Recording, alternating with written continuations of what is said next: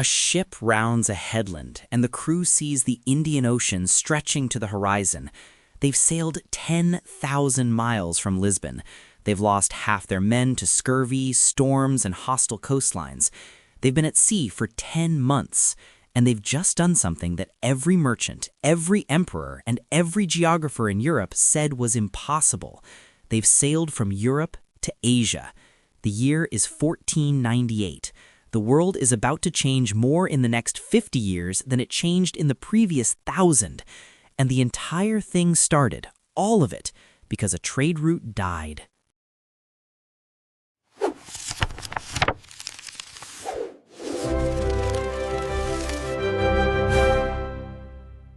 Over the last 5 episodes, we've watched a chain reaction ripple across the medieval world.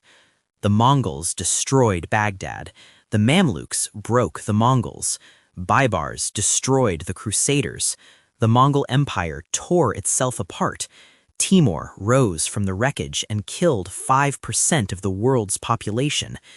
But there's one more domino, and it's the biggest one. Because everything we've covered, every siege, every battle, every empire that rose and fell had a side effect that nobody at the time could have predicted. It killed the Silk Road, the overland trade network that had connected Europe to Asia for over 1,000 years was collapsing.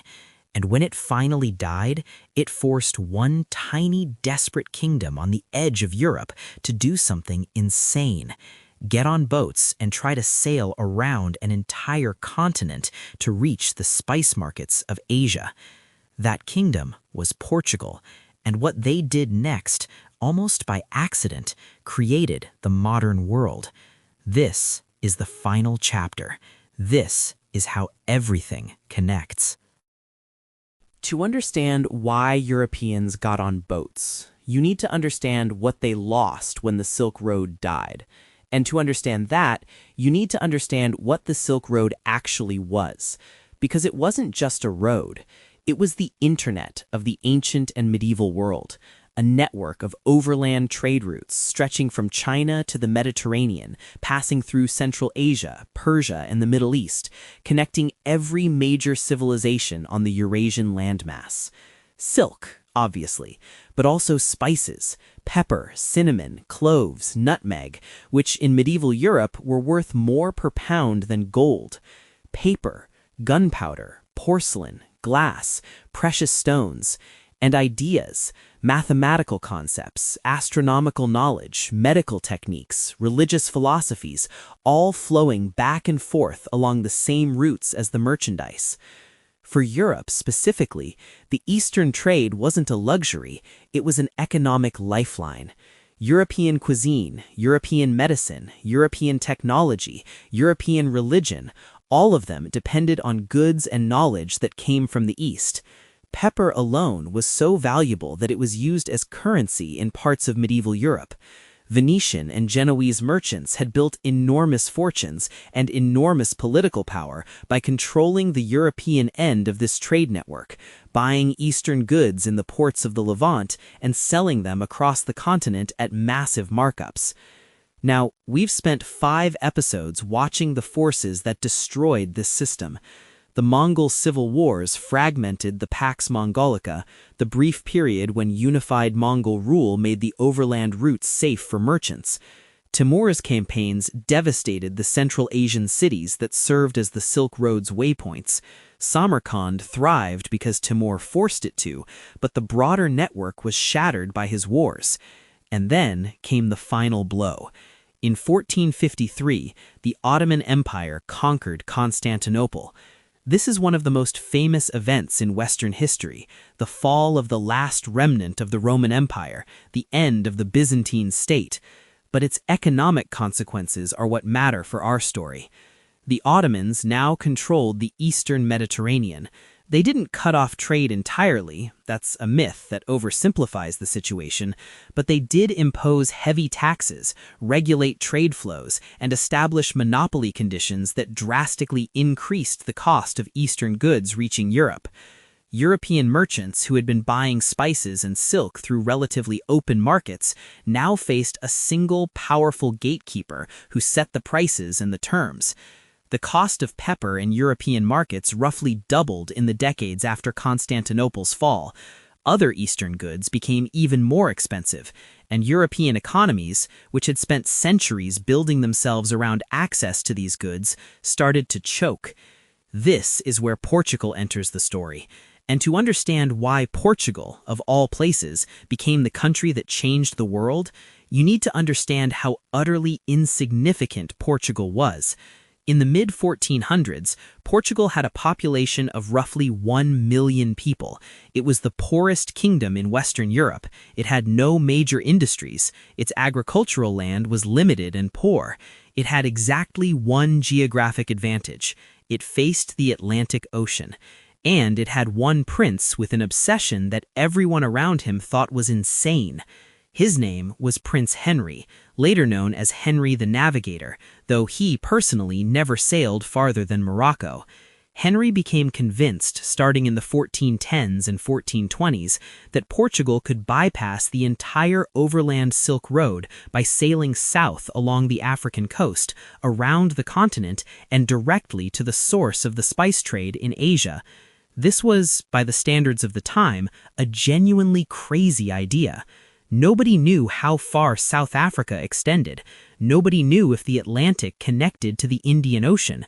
The prevailing theory held that Africa might extend all the way to the South Pole, making any circumnavigation physically impossible. Sailors believed the equatorial waters literally boiled, that the sun was so intense near the equator that the sea would cook you alive. Henry didn't care. He spent decades and enormous amounts of Portuguese royal treasury funding expeditions down the African coast.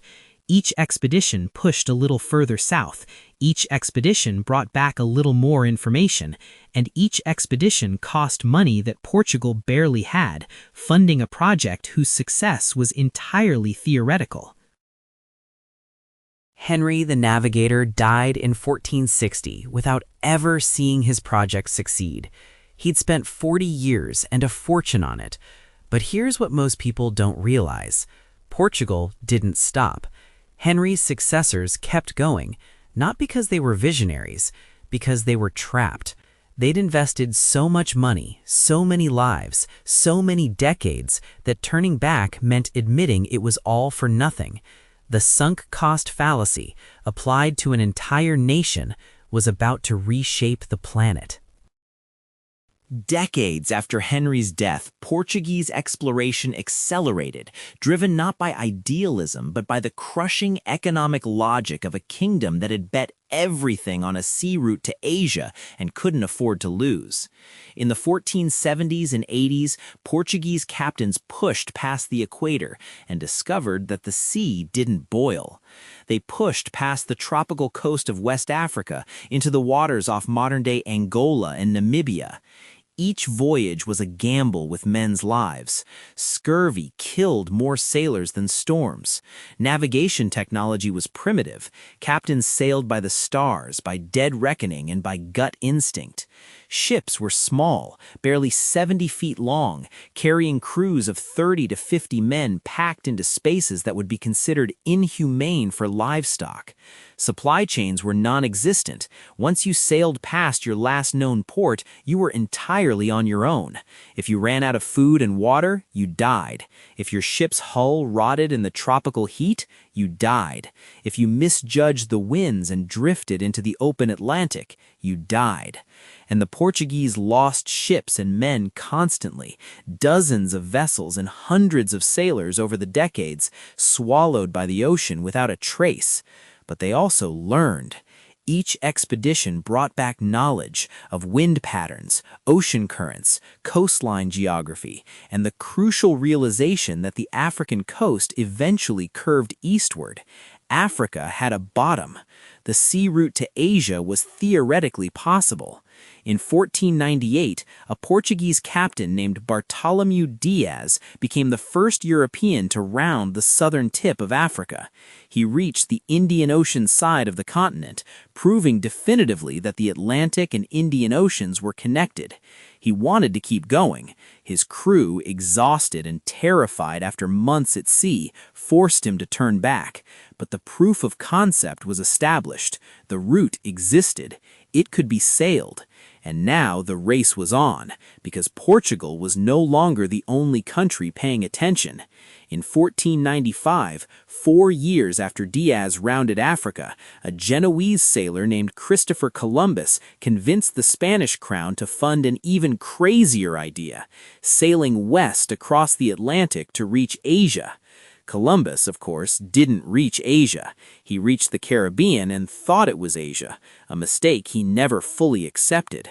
But his voyage transformed the geopolitics of exploration overnight.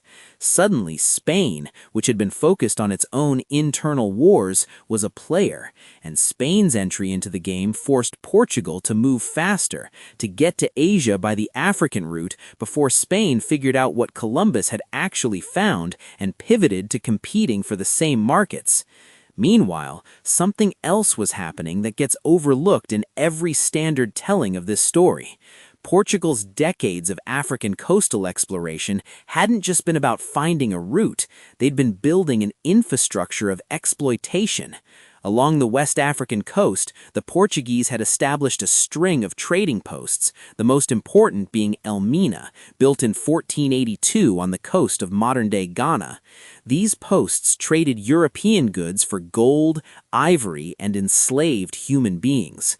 The Portuguese slave trade, which would eventually become the transatlantic slave trade, one of the greatest atrocities in human history, began here as a side operation of the Spice Route project. This is the moral complexity at the heart of the age of exploration.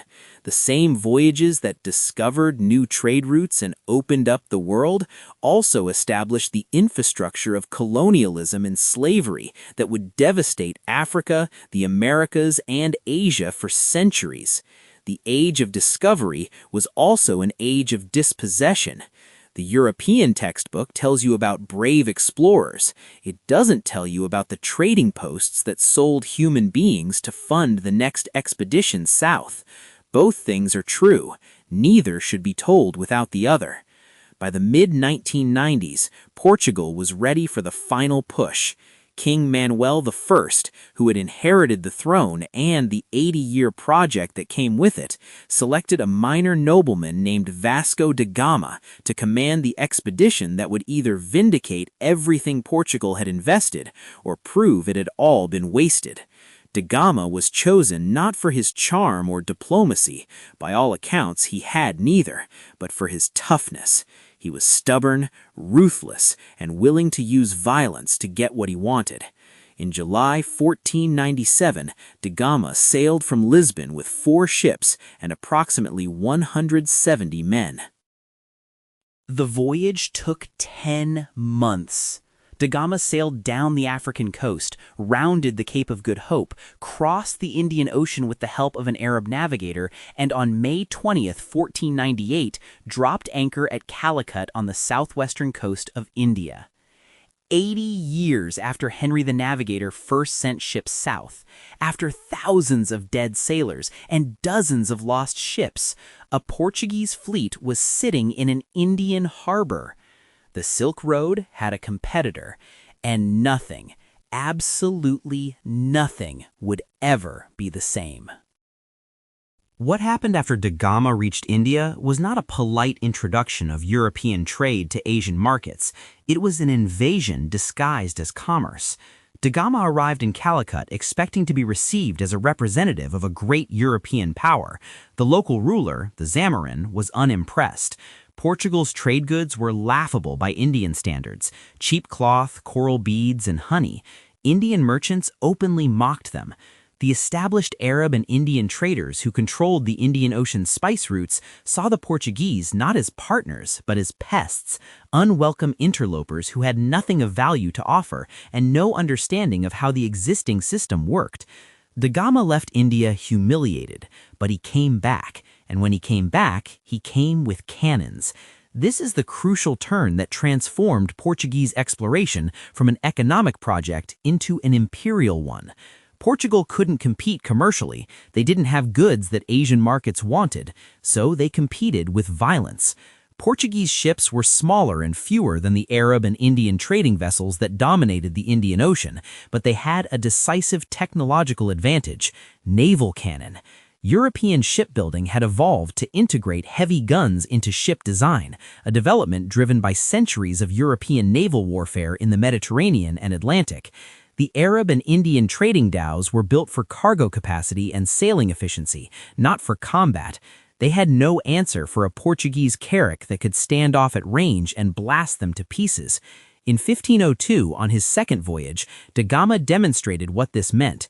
He bombarded Calicut from the sea. He seized Arab merchant ships and burned them with their crews aboard. He established by pure violence that Portuguese ships controlled access to the western Indian Ocean. Within a decade, Portugal had built a chain of fortified trading posts from Mozambique to Goa to Malacca to the Spice Islands that gave them a stranglehold on the most valuable trade routes in the world. They didn't conquer territory in the traditional sense, they conquered the sea. They planted cannons at every choke point between the spice markets of Southeast Asia and the consumers in Europe, and they taxed or sank everything that tried to pass through without their permission. Any Arab or Indian vessel that refused to carry a Portuguese trading pass was a legitimate target.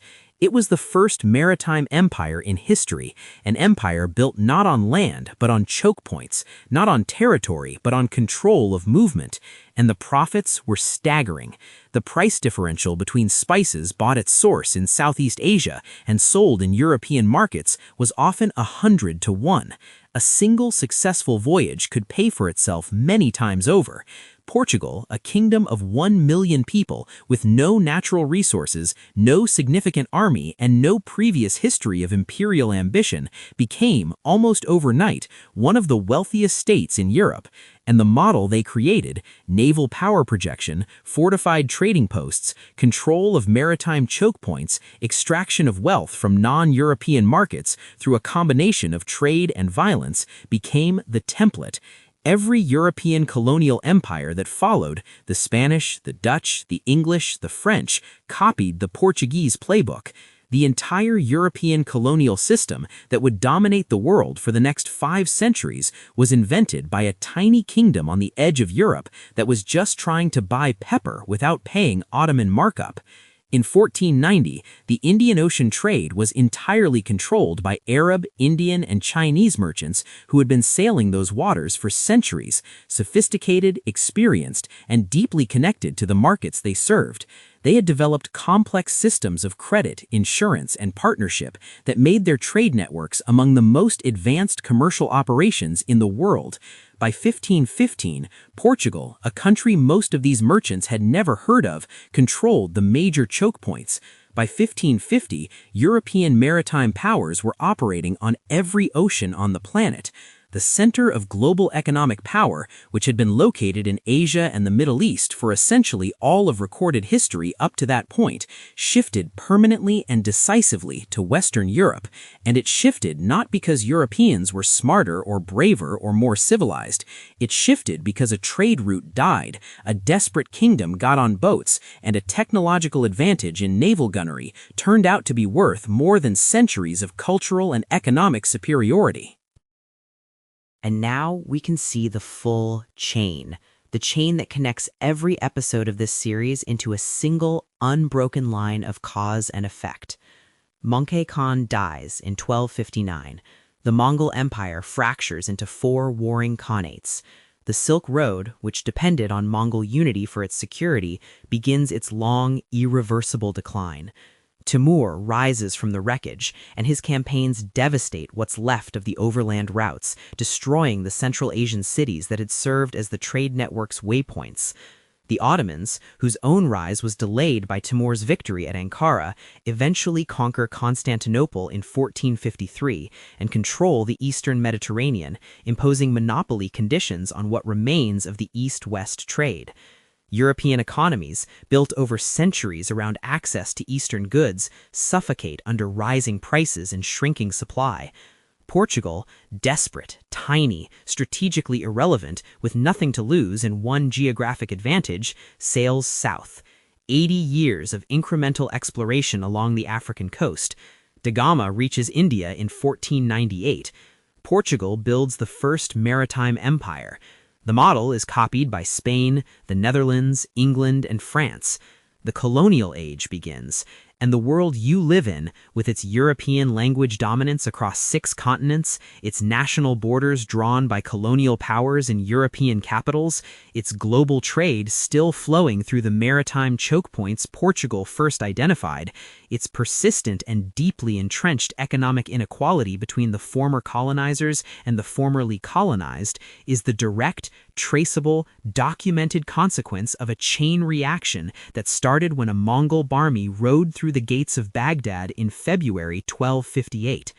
That's not metaphor. That's not poetic license. That's documented, verifiable history. Every link in the chain is documented in primary sources. Every cause produced its specific, identifiable effect. Baghdad falls, Ain Jalut, Mamluk rise, Crusader collapse, Mongol civil wars, Timur, Silk Road dies, European economies choke, Portugal sails, Gama reaches India, colonial world, the modern global system, one chain, 250 years, and it started with a single siege. The modern world wasn't planned, it wasn't designed, it wasn't the result of European superiority or manifest destiny or divine providence.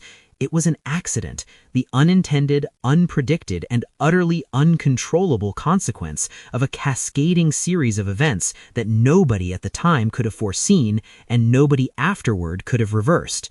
And that might be the most important thing to understand about how history actually works. It doesn't move in straight lines. It doesn't follow plans. It doesn't care about intentions. It cascades.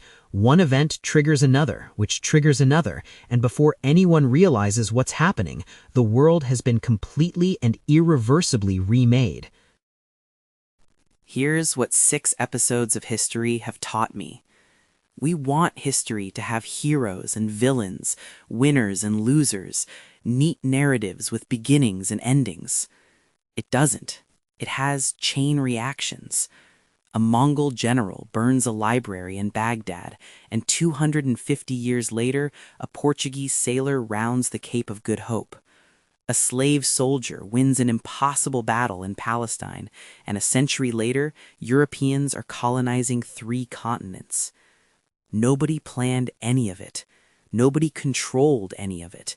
Every person in this story, the Mongol Khans, the Mamluk Sultans, Baybars, Timur, Henry the Navigator, Vasco da Gama, thought they were making decisions for their own reasons, pursuing their own goals. None of them could see the chain they were part of. And that's the thing about living inside history. You never see the chain. You only see the link you're standing on. My question for the comments is this one, and this is the big one. Was the age of exploration inevitable? If the Silk Road hadn't collapsed, if the Ottomans hadn't taken Constantinople, would Europeans have eventually gotten on boats anyway? Or was there a version of history where Europe stayed peripheral and Asia remained the center of the world? I want to hear your arguments. There's no easy answer to this one. This episode is the end of our first major arc. 6 episodes tracing a single chain reaction from Baghdad in 1258 to the Portuguese in India in 1498. 250 years, one connected story. And if you've been watching from the beginning, thank you. We're starting a new arc next, a new chain reaction, a new part of the world, a new set of consequences. I won't tell you what it is yet, but I'll tell you this. It starts with a question nobody can agree on, and it involves the most controversial empire in history. Subscribe and hit the bell so you don't miss it when it drops. This is History Rewind. I'll see you in the next one.